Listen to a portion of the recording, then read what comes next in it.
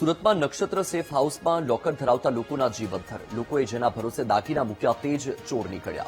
મહા મહેનતે લીધેલા સોનાને આરોપીઓએ ઘર ભેગું કર્યું. સેફ હાઉસના નામે લોકોના સોનાને ચોરવાના ષડયંત્રનો પર્દાફાશ થતા લોકો ઉમટ્યા.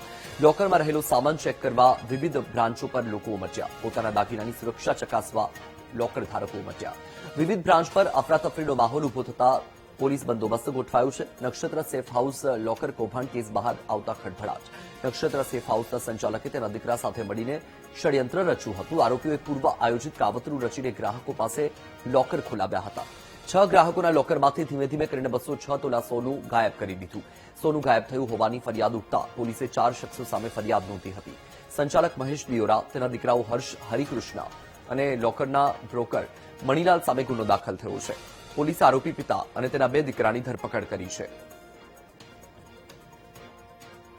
ઇન્સ્ટાગ્રામ પર રીલ જોઈ કે આ રીતે અહીંયા કઈ કૌભાંડ થયું છે, લોકોના લોકરમાંથી ઘરેણા અને કિંમતી વસ્તુઓ ગાયબ થઈ રહી છે. તો કાલે હું આવ્યો તો અહીંયા પણ બંધ હતું, એટલે આજે અત્યારે પાછું હું ચેક કરવા આવ્યો છું કે ભાઈ વસ્તુ કેમ છે. ઘરે લઈ જાઉં છું અને પછી આઈડિયા આવે કે કંઈ આમ તેમ થયું છે કે નહીં. પછી શું કરવાના છો કે આ લોકર હવે અહીંયા ચાલુ જ રાખવાના, પછી કાયમ શું નિર્ણય કરવાના છે? નહીં, એકવાર વિશ્વાસ તૂટી ગયો. અમે કોઈ દિવસ અહીંયા લોકર નહીં, કશે બી નહીં, અને જે કાંઈ પૈસા છે તે